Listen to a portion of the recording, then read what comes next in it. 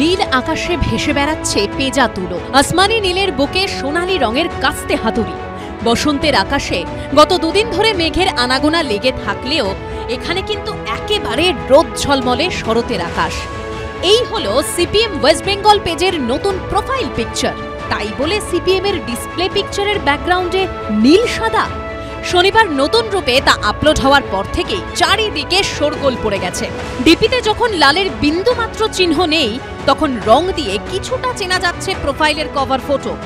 সেখানেও আছে নীল সাদার ছোঁয়া, মাঝে গোটা চারেক সিপিএম এর পতাকা। পাশে লেখা ব্রিগেড চলো 20 এপ্রিল বিকেল 3টে। অর্থাৎ এই হচ্ছে আগামী মাসে ব্রিগেডমুখী সিপিএম এর সোশ্যাল মিডিয়ার খোল নলছে। এরপরই বিভিন্ন মহলে প্রশ্ন উঠতে শুরু করেছে, সিপিএম এর মতো মার্ক্সবাদী একটি দল, যেখানে দলের গঠনতন্ত্রই শেষ কথা, সেই দলে এভাবে যখন তখন লোগোর রং বদলে ফেলা যায়? কারণ সিপিএম এর গঠনতন্ত্রে পরিষ্কার লেখা আছে, দলের পতাকা হবে একটি লাল পতাকা, যার দৈর্ঘ্য হবে তার প্রস্থের 1.5 গুণ। পতাকার কেন্দ্রে থাকবে সাদা রঙে একটি আড়াআড়ি হাতুড়ি এবং কাস্তে। যদিও নেতৃত্বের বক্তব্য এর আগেও এমনটা হয়েছে। প্রোফাইল অথবা ডিপি এটা তো সবাই চেঞ্জ করেন, একটা ফিক্স থাকে তত না, আপনারটাও থাকে না, আমারটাও থাকে না, যিনি শুনছেন তারটাও থাকে না, মাঝে মধ্যে চেঞ্জ করেন। ফলে ফেসবুকের ডিপিতে বা প্রোফাইল পিকচারে নীল সাদা না, আকাশ, সেখানে মেঘ, এবং এটা কোনো সন্দেহ নেই যে মেঘাচ্ছন্ন আকাশ পশ্চিমবাংলা এবং ভারতবর্ষে 20 তারিখের ব্রিগেড, তার বিরুদ্ধে একটা সবল প্রতিবাদ হবে। একটা ডিপি গত কয়েক বছরের মধ্যে 8 বার চেঞ্জ হয়েছে, আমি শুনেছি। কিন্তু প্রোফাইলে আগের ছবি ঘেঁটে দেখা গেল এর আগে যতগুলি প্রোফাইল পিকচার তৈরি হয়েছে তাতে জলজল করছে লাল।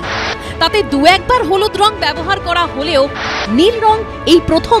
সিপিএম এর এই লোগো সোশ্যাল মিডিয়ায় পোস্ট করে তৃণমূলের আইটি সেলের প্রধান দেবাংশু ভট্টাচার্য লিখেছেন, এই ছবিটার জন্য পারফেক্ট হেডলাইন কোনটা?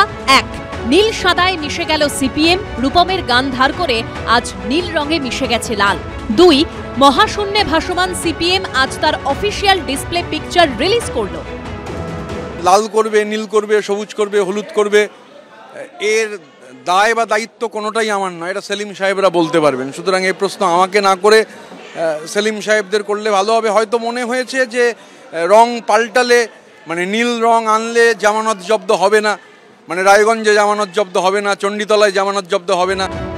সিপিএম এর প্রোফাইলে এই লোগো পরিবর্তন নিয়ে কটাক্ষ ছুড়ে দিয়েছে বিজেপিও।